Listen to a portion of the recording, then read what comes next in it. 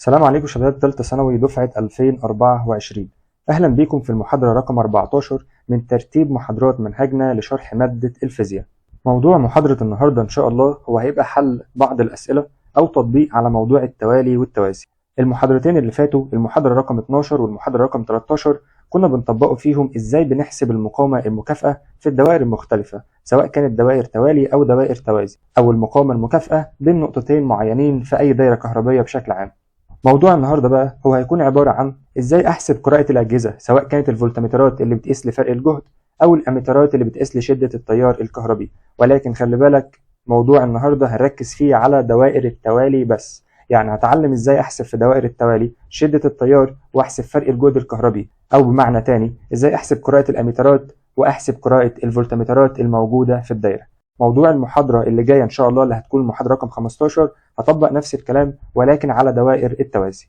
زي ما قلت لك موضوع التوالي والتوازي موضوع مهم، معتمد عليه المنهج كله، معتمد عليه الفصول اللي جايه بعد كده، فبالتالي هنهتم بيه شويه، هنعمله سلسله محاضرات كامله سواء كان شرح او حل وتطبيق. احنا خدنا 3 محاضرات شرح في التوالي والتوازي، المحاضرة رقم 9 والمحاضرة رقم 10 والمحاضرة رقم 11، وبعد كده خدنا محاضرتين للتطبيق على الكلام اللي احنا قلناه وازاي نحسب المقاومة المكافئة، وكان المحاضرة رقم 12 والمحاضرة رقم 13. موضوعنا النهاردة بقى في المحاضرة رقم 14 هو برضو تطبيق على اللي فات، ولكن تطبيق على جزء مختلف، ازاي هنحسب قراءة الأجهزة سواء كانت أميترات أو فولتمترات في الدوائر المختلفة، سواء كانت على التوالي أو على التوازي. هنقسمه التوالي والتوازي لمحاضرتين، محاضرتنا النهارده هتكلم على دوائر التوالي فقط، والمحاضرة اللي جاية إن شاء الله هنتكلم فيها على دوائر التوازي، إزاي برضو بحسب فيها قراءة الأجهزة المختلفة اللي بتكون في أماكن مختلفة في الدائرة الكهربائية. يلا بينا نبدأ مع بعض، بس قبل ما نبدأ موضوعنا خلينا نصلي على الحبيب عليه أفضل الصلاة والسلام، ويلا بينا نبدأ بسم الله. في الشكل اللي قدامك ده يا شباب جايب لي دايرة كهربية وبيقول لي في راس السؤال كده احسب قراءة الأجهزة الموضحة بالرسم. يعني قراءة الأجهزة الموجودة على الدايرة ديت كده عايز أجيب القراءة بتاعتها. هقول له واحدة واحدة كده، تعال نكبر الدايرة ونبدأه بجهاز جهاز. هنحسب قراءة الأميترات الأول وبعد كده هحسب قراءة الفولتمترات، تمام؟ ركز معايا كده، هنبدأه بقراءة الجهاز ايه دهوت الأميتر ايه. هتقول لي الأميتر ايه ده يا مستر؟ الدايرة دي دايرة توالي صح؟ هو بيقيس التيار أول ما بيطلع من القطب الموجب للبطارية على طول، إذا ده بيقيس التيار الكلي، بيقيس التيار الإيه؟ التيار الكلي. على طول القانون بتاعنا بقى هو التيار الكلي اللي بيقراه الراجل المحترم دهوت بيتحسب من قانون إيه؟ هتقول لي بسيطة، التيار الكلي كنت بقول إن أي كلي بيساوي الفي الكلية على مين بقى؟ على الآر داش أو آر الكلية. طب واحدة واحدة، إذا الآي الكلي هيساوي في الكلية بكام؟ في الكلية اللي بتمثل لي البطارية هنا اللي هي ب30 على ار الكلية. ار الكلية او ار داش للدايرة اللي قدامنا دي كلها بتساوي كام؟ هتقول لي لازم احدد الاول هل التوصيل هنا توصيل توالي ولا توصيل توازي عشان استخدم القانون في حساب الار داش. هتقول لي المقاومة 10 والمقاومة 5، واضح جدا ان هم متوصلين ورا بعض على طول هم، تمام؟ مالكش دعوة بالاجهزة متوصلة ازاي، انا بتكلم عن المقاومات نفسها، كأن الاجهزة دي شطوبها من الدايرة خالص مش موجودة خالص. هتقول لي عبارة عن مقاومة 10 جنبها على طول مقاومة 5، إذا التوصيل توصيل إيه؟ توصيل توالي. فهتقول لي إذا الآر داش في حالة التوالي بيساوي مجموعهم، يعني 10 زائد 5 هيساوي 15، وأنت بتحسب مقاومة يعني 15 أوم. ركز بقى، أنا كنت بجيب الآر داش ليه؟ عشان عايز التيار الكلي اللي بيساوي أصلا الجهد الكلي اللي هو عبارة عن البطارية ب 30 وأقسمه على الآر داش، ما لقيتش الآر داش فرحت جبتها اللي هي بكام بقى؟ اللي هي ب15، يبقى 30 على 15 بيساوي كام؟ هيساوي 2، وانت بتحسب شدة تيار يبقى 2 امبير. يبقى الراجل المحترم دهوت بيقرا لي 2 امبير اللي هو التيار الكلي في الدايره، خلي بالك. طب بما ان الدايره هنا دايره توالي، التيار كده هيطلع ب 2 امبير، هيكمل في المقاومه، هيعدي على الاميتر ايه واحد كمان، يبقى هيقرا لي 2 امبير، ما هي دايره توالي بتيار واحد. هيعدي على المقاومه 5 ويعدي على الاميتر دهوت، فالاميتر ده هيسجل قراءه 2 امبير برضو. اذا الاميترات كلها في دوائر التوالي متساويه، صح ولا لا؟ طبعا احنا قلنا الكلام ده كله في محاضرات الشرح، يبقى ركز بقى. كل الاميترات المتوصله بالدايره قراءتها هتبقى واحده، تيار واحد بس في حاله التوالي اللي هو بيساوي التيار الكلي اللي هو بيساوي 2 امبير. ده بالنسبه للاميترات. تعال بقى نروح للفولتمترات وواحده واحده. هنبدا بالفولتمتر الموجود على البطاريه. لو قلت لك احسب قراءه الفولتمتر دهوت، هتقول والله بما انه موجود على البطاريه يبقى هيسجل قراءه البطاريه نفسها. حتى الان قلت لك في الدرس الثاني الفولتمتر الموجود على البطاريه المفروض بيقرا الجهد الخارجي، والبطاريه هنا بتدي لي ال 30 كلهم في الدايره الخارجيه، اذا الفي دهوت هيقرا لي كام؟ هيقرا لي البطاريه اللي هي 30 فولت. فاقول له قراءه الفي بتساوي 30 فولت اللي هي قراءة البطارية يعني. طب يلا بينا نروحوا لقراءة الفولتميتر V1. ركز بقى معايا. هو قراءة الفولتميتر V1 دهوت ال V1 متوصل عليه. هتقول لي ال V1 بيقرا جهد المقاومة اللي متوصل بيها او متوصل بالنقطتين بتوعها، النقطة ديت والنقطة ديت. يعني بيقرا الجهد اللي اتبذل على المقاومة 10 اللي هي قدامي دي. طب احسبه ازاي؟ اي فولتميتر او اي جهد مبذول على مقاومة او عايز تحسب اي جهد مقاومة بتحسبه من خلال قانون معين. ال V بتساوي ال I في ال R. هتقول لي كده ال V بتساوي ال I في ال R. انت بتحسب V على مقاومة، فهتحسب ال I اللي داخلة للمقاومة في المقاومة نفسها. طب تعالى واحدة واحدة كده. الفولتميتر V1 اللي قدامك دهوت بيتحسب من قانون ال V بتساوي ال I في ال R زي ما قلنا. طيب شدة التيار اللي داخل المقاومة 10 بكام؟ هتقول لي هو التيار اللي ماشي في الدايرة كلها أساسا تيار واحد. طب التيار اللي كان ماشي في الدايرة أنا كنت جايبه بكام؟ كنت جايبه ب 2 أمبير، يعني التيار اللي هيعدي على المقاومة 10 هو عبارة عن 2 أمبير. طب المقاومة نفسها بكام؟ المقاومة نفسها ب 10 أوم. عشان تحسب الجهد عندي قانون بيقول لي اضرب التيار في مين؟ في المقاومة، فهتساوي التيار قلنا ب2 في المقاومة بتاعتي نفسها اللي متوصل عليها الفولتميتر اللي أنا عايز أحسب قراءته. بيساوي كام المقاومة ديت؟ بتساوي 10. يبقى 2 في 10 بيساوي 20، وأنت بتحسب جهد يبقى 20 فولت. يبقى هتقول لي الجهد على المقاومة 10 أوم دهيت كام؟ 20 فولت. طب تعالى نشوفوا ال V2. أول حاجة لازم تحددها ال V2 متوصل على إيه؟ متوصل من النقطة ديت ومتوصل من النقطة ديت، يعني متوصل على المقاومة 5. إذا هو بيقرأ جهد المقاومة 5. طب جهد أي مقاومة عندي قانون ثابت بيحسبه، ال V على المقاومة بيساوي ال I اللي داخل المقاومة في R المقاومة نفسها. تمام؟ طب ركز معايا. التيار اللي كان ماشي في المقاومة 5 هتقول لي هو تيار واحد، ما هي دايرة توالي. خلاص بقى أنا عرفت إن التيار اللي ماشي كله في الدايرة عبارة عن 2 أمبير، فهتقول لي 2 أمبير 2 مضروبة في المقاومة نفسها بكام؟ المقاومة نفسها ب5، يبقى 2 في 5 هيساوي 10 فولت. يبقى قراءة الجهد أو قراءة الفولتميتر الموجود على المقاومة 5 اللي هو بيمثل هنا الفولتميتر V2 دهوت بيساوي كام؟ بيساوي 10 فولت. والراجل دهوت كان بيساوي كام بقى الموجود على 10؟ كان بيساوي 20 فولت. طب عايز قراءة الفولتميتر V3. ركز معايا بقى في V3 ده. V3 أنا ممكن أحسبها بأكتر من طريقة، عايزك تعرفهم كلهم. ركز كده. هو V3 النقطتين اللي هو ماسكهم فين؟ هتقول لي هو ماسك النقطة ديت وماسك كمان النقطة ديت. يعني هو بيقرا كل المقاومات الموجودة تحت النقطتين دول أو اللي بين النقطتين دول. هتقول لي ده ما بيقراش المقاومة 10 لوحدها ولا جهد المقاومة 5 لوحده، لا ده بيقرا جهد المقاومة 10 زائد جهد المقاومة 5. طب أنا كنت جايب جهد المقاومة 10 بكام؟ ب20، وكنت جايب جهد المقاومة 5 بكام؟ ب10. إذا هو بيقرا كام بقى؟ بيقرا 20 زائد 10 هيقرا لي 30 فولت. يبقى الراجل المحترم دهوت بيقرا 30 فولت. دي طريقة. في طريقة تانية، انسى الفولتمترات ديت كأنها مش موجودة أصلا. افرض هو مش عاطيهم لي، مش عاطي لي القراءة بتاعتهم. هتعامل ازاي؟ ركز معايا بقى. تعال نرسم المقاومتين بتوعنا دول. عندي مقاومة كده عبارة عن 10 أوم، ومقاومة جنبها عبارة عن 5 أوم، وعندي فولتميتر ماسك المقاومة ديت لوحدها كده بيقول لي عبارة عن V1، وفولتميتر ماسك المقاومة التانية لوحدها كده عبارة عن V2، وفولتميتر ماسك المقاومتين مع بعض من الأول للآخر فوق كده عبارة عن V3، والتيار اللي ماشي في الدايرة كلها كان عبارة عن 2 أمبير. ركز معايا واحدة واحدة. لو عايز أحسب قراءة ال V1 دهوت أو الجهد على المقاومة 10، يعني بمعنى تاني هشوف التيار اللي داخل المقاومة 10 واضربه في المقاومة 10 نفسها يديني الجهد اللي عليها. فهقول له إذا ال V1 بيساوي ال I في ال R. ال I اللي داخل كام؟ 2 مضروبة في ال R نفسها اللي هي بكام؟ اللي هي ب10، فهيساوي 20 فولت. ده اللي احنا عملناه. طب لو عايز قراءة الفولتميتر 2، شوف التيار اللي داخل المقاومة بتاعته اللي هو ماسكها تحته على طول. التيار اللي داخل ادي ال V2 بيساوي ال I2 اللي هو برضه عبارة عن نفس التيار 2 مضروبة في المقاومة نفسها. المقاومة نفسها اللي هي بكام؟ اللي هي ب5، يبقى هيساوي 10 فولت. ده برضه اللي احنا عملناه في قراءة الجهاز الثاني اللي هو V2. عايزين نركز بقى ازاي نحسب V3 دهوت. هتقول لي V3 ماسك من اول النقطة ديت لحد النقطة ديت، اذا بيقرأ كل الجهد اللي من اول النقطتين دول. طب انا عندي كام جهد هنا؟ انا بذلت على V1 دهوت 20، وبذلت على في 2 دهيت كام بقى؟ بذلت عليها 10. قراءة الفي 1 عبارة عن 20 وقراءة الفي 2 عبارة عن 10. يعني بذلت على المقاومة 10 اوم بذلت عليها 20 فولت، والمقاومة 5 اوم بذلت عليها 10 فولت.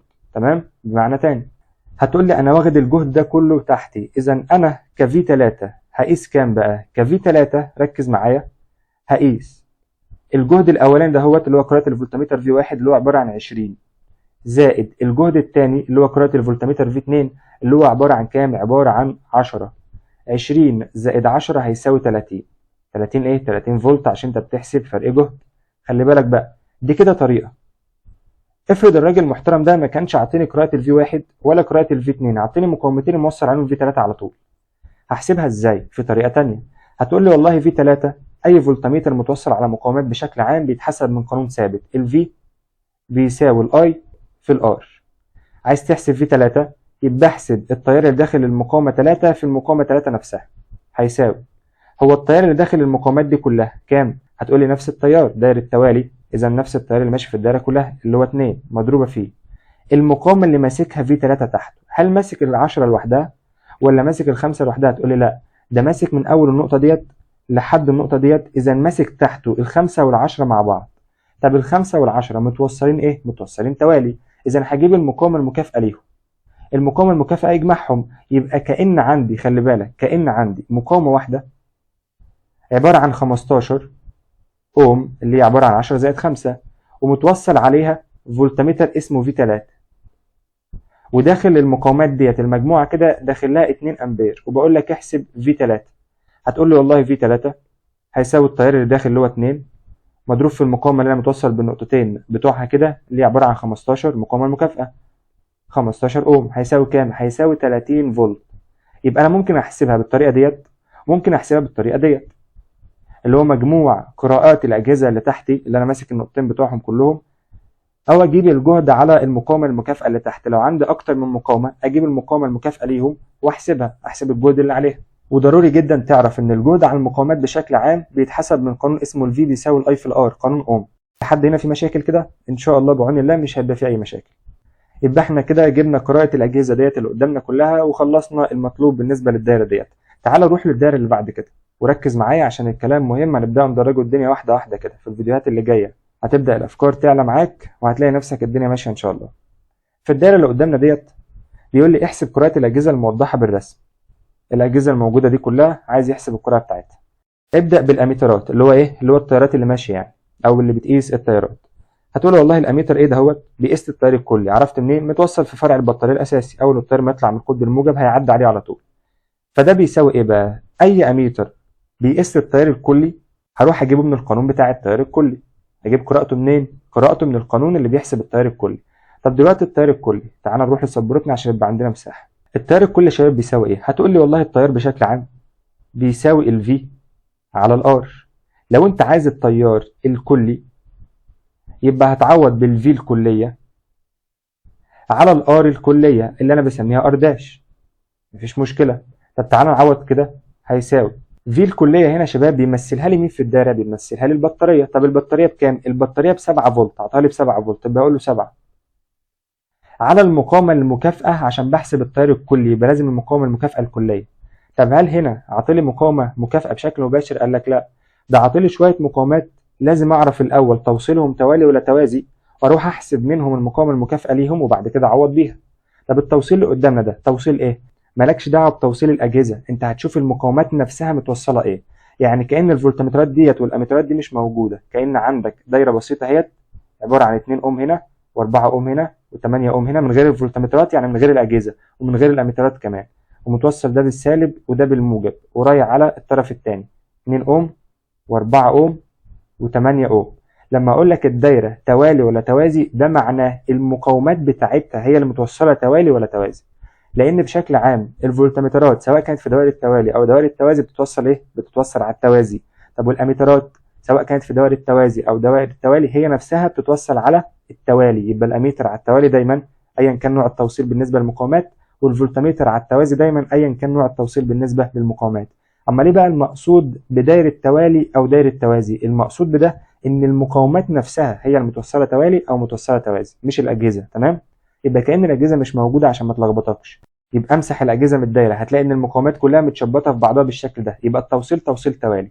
طب توصيل توالي، المقاومة المكافئة في التوالي بتتحسب إزاي؟ بتتحسب من مجموعهم 2 و4 6. طب 6 و8 14، يبقى خلي بالك 6 و8 كام؟ 6 و8 14 أوم. يبقى المقاومة المكافئة بالنسبة لي اللي هي ار داش بتساوي في الدايرة اللي قدامك ديت 14 أوم.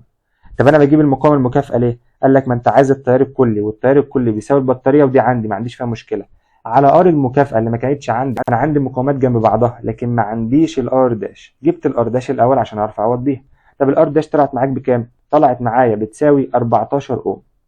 طيب 7 على 14 هيساوي معاك نص، وأنت بتحسب شدة التيار يبقى نص أمبير. هل التيار ممكن يطلع مجزأ كده نص وتلت وربع؟ مفيش مشكلة. إيه المشكلة؟ التيار بيطلع أي قيمة عادي على حسب الدايرة الموجودة.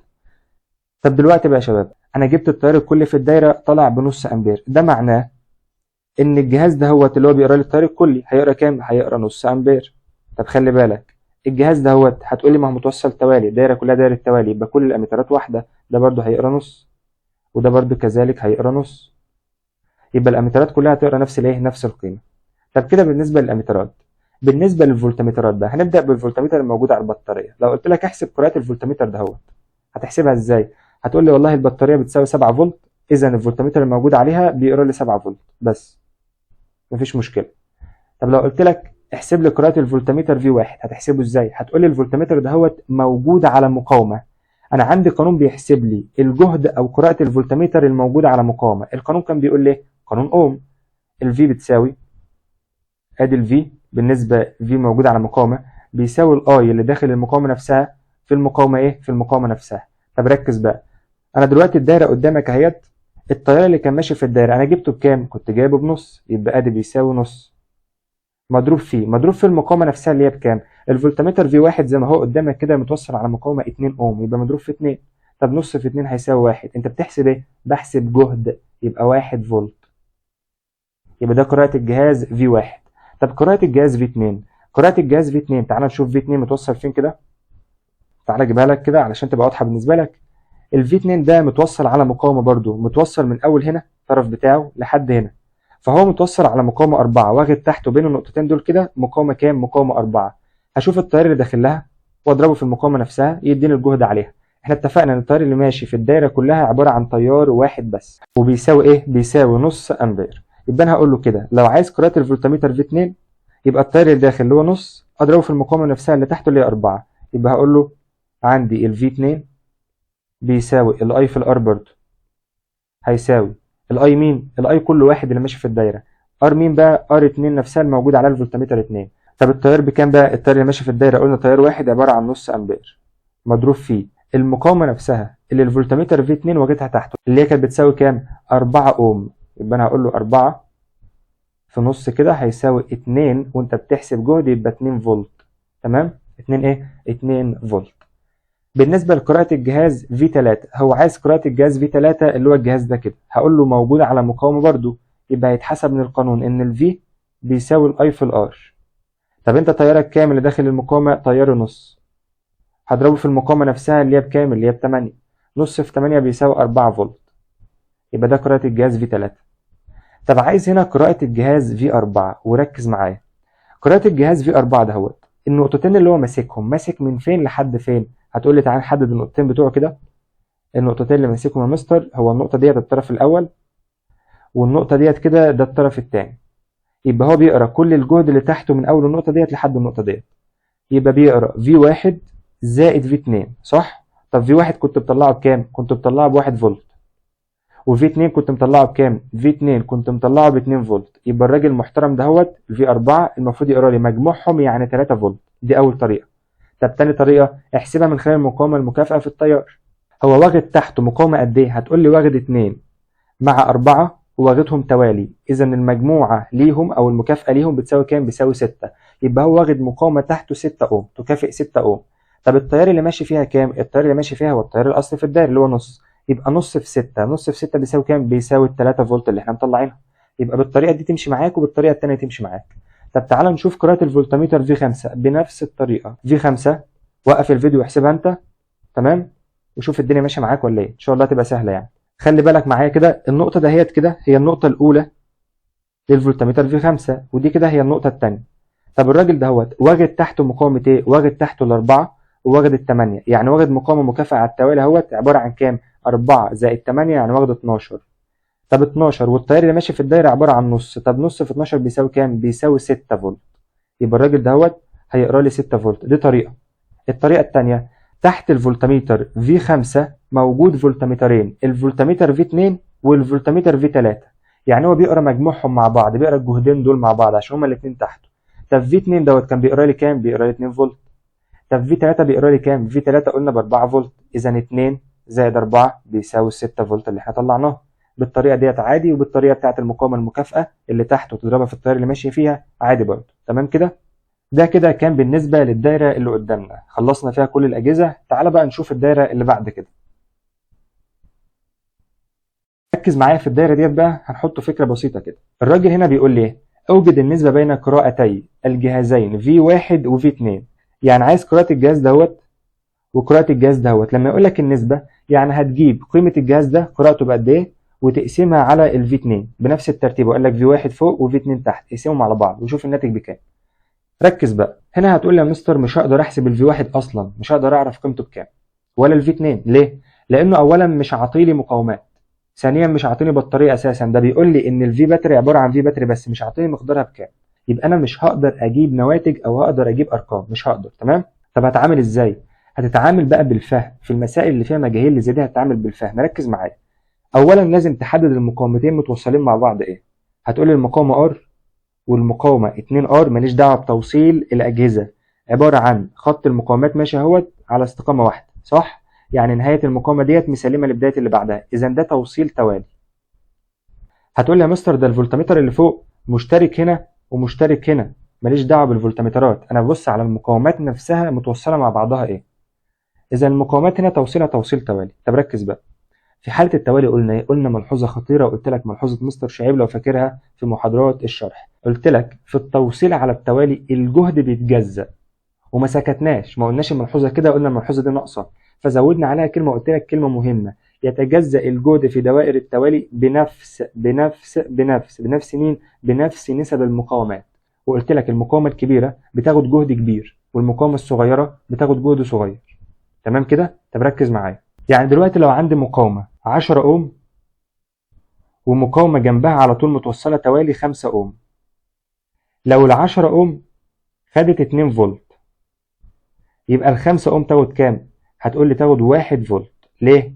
لأن هما بيتوزعوا بنفس النسب، ال 10 قد ال 5 في المقاومات مرتين، يبقى تاخد جهد قد الجهد اللي هتاخده ال5 مرتين.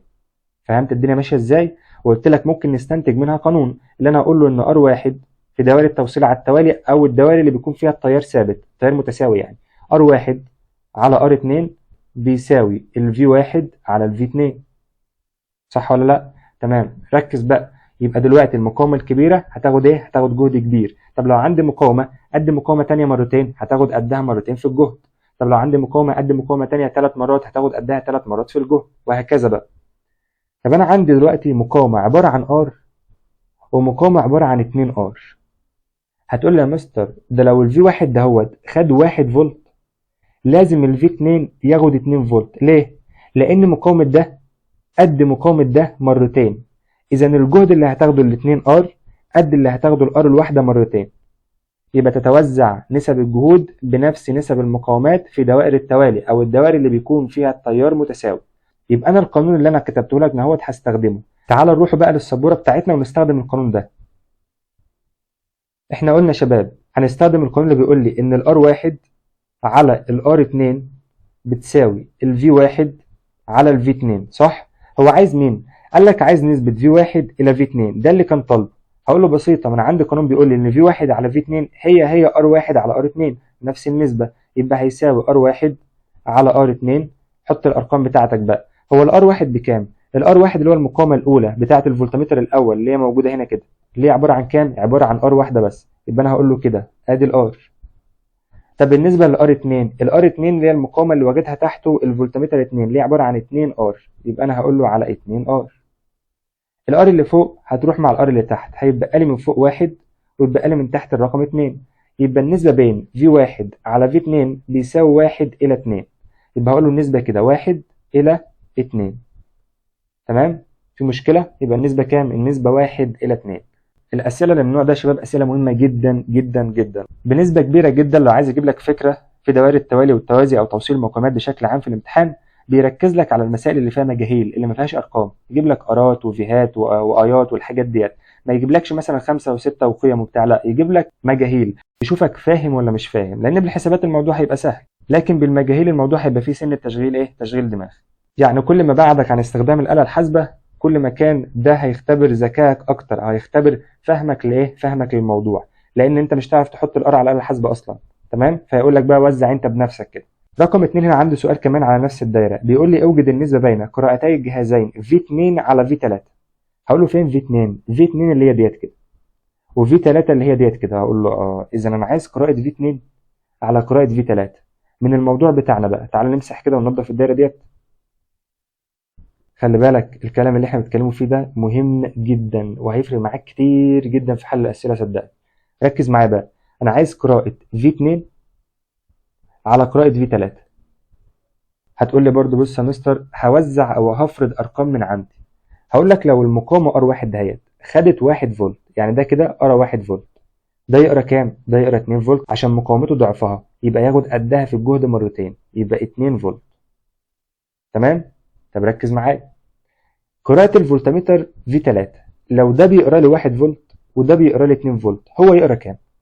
هتقول لي والله ده هو ماسك النقطة من أول هنا لحد هنا، يعني ماسك قراءة الجهازين تحته، صح؟ يعني هيقرا لي مجموع الجهازين، يبقى V3 هيساوي قراءة ال V1 زائد قراءة ال V2.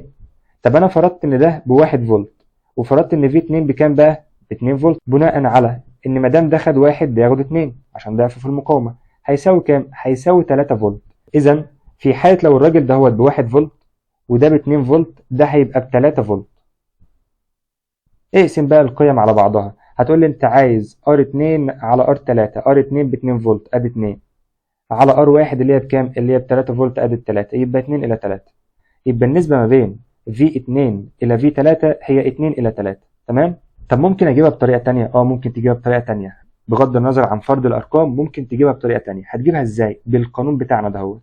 شايف القانون ده اهو؟ القانون ده مهم جدا جدا جدا. القانون اللي انا استنتجته لك دهوت هنحله بيه الكلام ده كله. طب ازاي؟ هتقول لي والله انت عايز النسبة بين، تعالى كده نشوف في السبورة بتاعتنا. انت عايز يا مستر النسبة ما بين V2 الى V3. تمام؟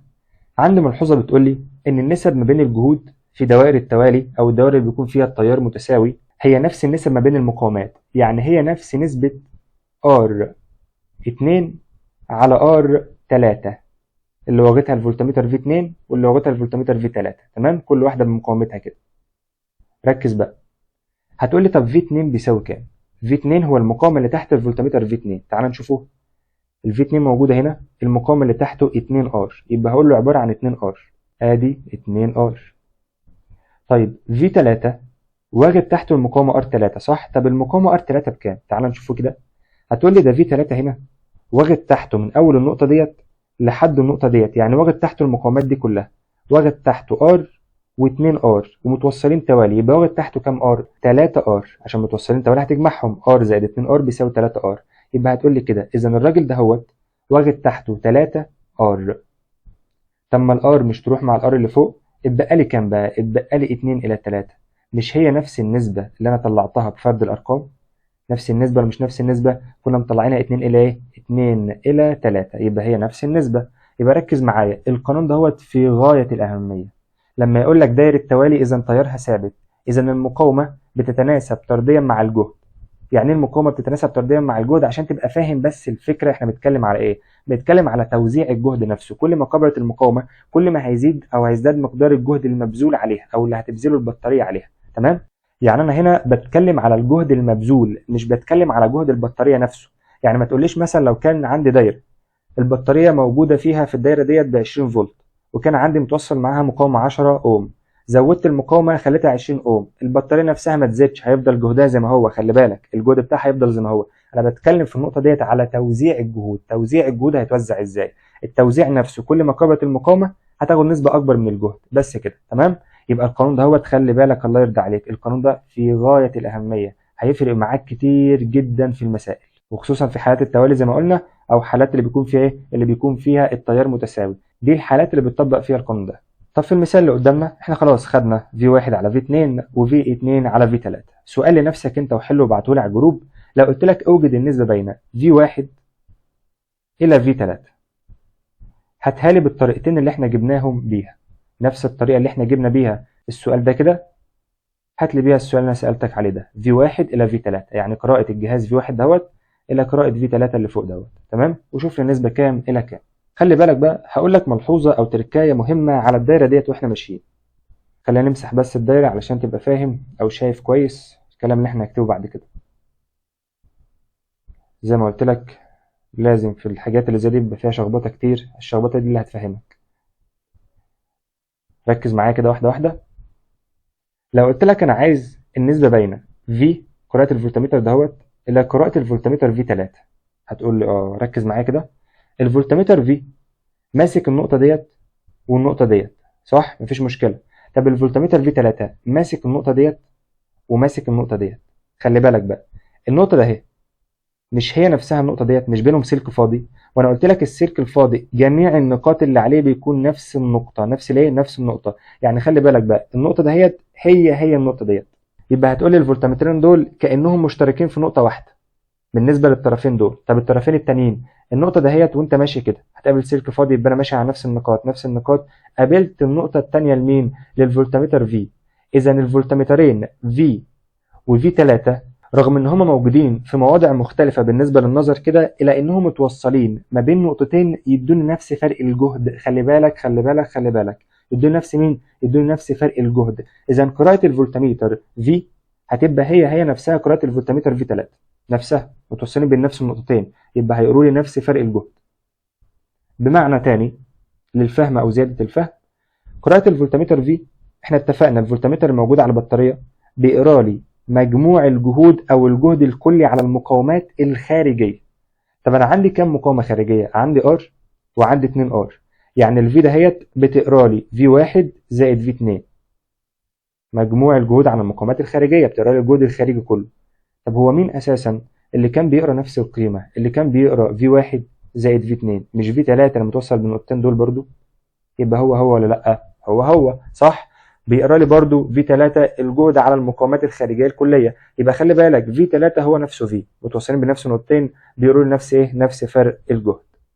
النقطه ديت نقطه مهمه، اوعى تنخدع بالمكان اللي بتوصل بيه الفولتميتر. انا الاهم عندي النقطتين اللي متوصل بيهم الفولتميتر، هل بيساوي اي نقطتين تانيين في الدايره ولا لا؟ لو هما نفسهم نقطتين تانيين في الدايره يبقى جميع النقاط ديت، او لو وصلت ما بين النقطتين دول هيكونوا نفس الايه؟ نفس الجهد. يبقى خلي بالك التركايه اللي قدامنا ديت تركايه مهمه جدا جدا جدا، هتفرق معاك. يلا بينا بقى نروح للسؤال اللي بعد كده. الدايره رقم 4 جايب لك فيها اكتر من مطلوب، ركز معايا. بيقول لي في الشكل المقابل اذا كانت قراءه الفولتميتر V1 بتساوي V، يعني قراءه الراجل المحترم دهوت قيمته في V ديت رمز صح، اتعامل معاها عادي مش لازم اديك رقم. فان النسبه بين V1 الى V2، اتعامل بشغل نسب بقى. هقول والله الدايره دايره توالي، يعني التيار اللي ماشي فيهم كلهم تيار واحد.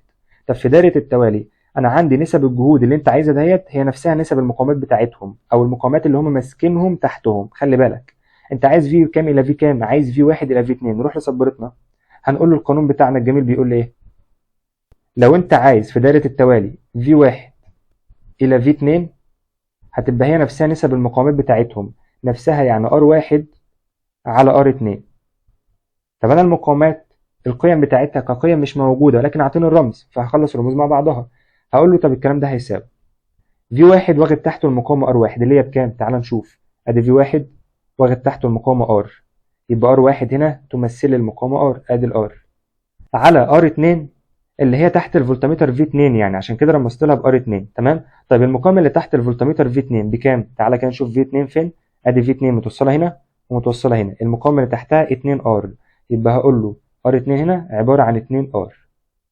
الR هتروح مع الR، يبقى لي من فوق 1 ومن تحت 2، يبقى النسبة ديت بتساوي 1 إلى 2. هقول له كده إذا V1 إلى V2 هيساوي 1 إلى 2 بس.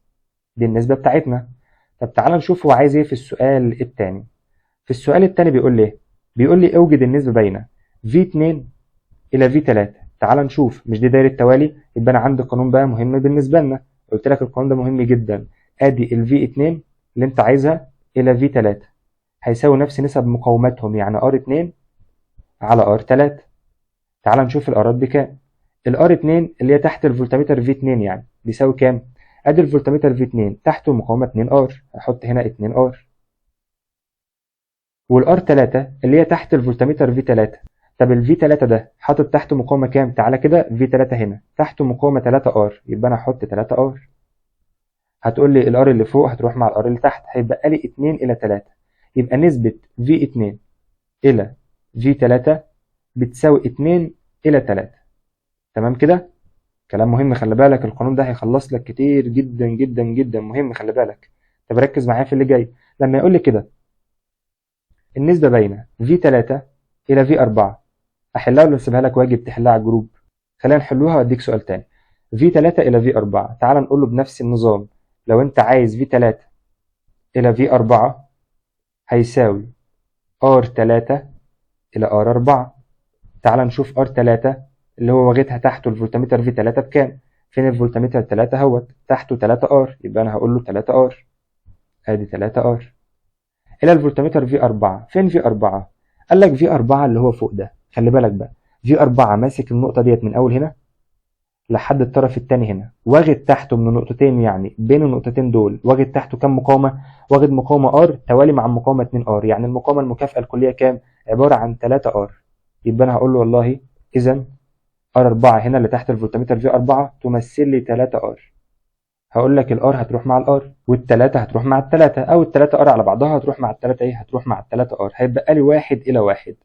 اذا ال V3 إلى V4 هيساوي 1 إلى 1. شغل النسب شغل مهم، وخلي بالك لو عايز يجيب لك تركاية في مسائل التوالي والتوازي في الامتحان هيجيب لك رموز، مش هيجيب لك ارقام خالص. شغل الارقام ده واضرب التيار في المقاومة شغل سهل، لما يبقى عندك ارقام هتستعين بالآلة الحاسبة والدنيا هتبقى ماشية معاك. لكن لو عايز يجيب لك فعلا فكرة بتعتمد على تشغيل الدماغ وعايز يعرف انت فاهم ولا مش فاهم، هيجيب لك رموز، هيجيب لك ارات، جهات، ايات، وهكذا. تمام؟ يبقى ده كده كان السؤال اللي معانا. تعال اديك سؤال واجب على نفس الدايره ديت. هات النسبه بين V1، طبعا هتجيب لي الكلام ده على الجروب ونحلوه مع بعض. V1 الى V كام؟ احنا هنا خدنا V1 مع V2، نقول V1 الى V3. السؤال ده كده حلو. تمام؟ وV2 الى V نفسها اللي هي موجوده على البطاريه، V ده هو الموجود على البطاريه، يبقى V2 الى ايه؟ الى V. وهات لي V4 الى V. النسب ديت كده هاتهم لي مع بعض. تمام؟ عايزك تذاكر الكام ملحوظه اللي احنا قلناهم في المحاضره ديت بتركيز شديد، وتكتب كل الملاحظات ديت في السكتش بتاعك وسميه سكتش الفيزياء او سكتش ملاحظات وتركات الفيزياء. الكلام ده هيفرق معاك كتير جدا في حل المسائل، وهيفرق معاك كتير جدا في المراجعه بعد كده. ترتيب الافكار بتاعتنا صدقني هيفرق معاك كتير جدا جدا. المحاضره رقم 12 و13 والمحاضره ديت اللي هي رقم 14 واللي جايه كمان هيبقوا 4 محاضرات حل، وبعد كده هنستكمل في التوالي والتوازي برضو موضوعات معينه في الشرح، وهنحل تاني بعدهم على الموضوعات ديت ونربطهم بالموضوعات اللي احنا خدناها قبل كده. يبقى كل اللي احنا خدناه هنحل عليه اول باول، وبعد كده هنربطه كله مع بعضه في الاخر ونحله ايه؟ نحله كله شامل او نربطه ببعضه. فلازم في السلسله اللي احنا عاملينها تكون سامع الفيديوهات بانتظام وبتركيز شديد وفاهم كل كلمه اتقالت فيهم، لان كل كلمه مهمه ومعتمد عليها حاجات جايه بعد كده. هنكتفي بالقدر ده المحاضره ديت. ما تنسوش تصلوا على النبي، ما تنسوناش بدعوة من قلبكم. اشوفكم على خير ان شاء الله في المحاضره اللي جايه. سلام.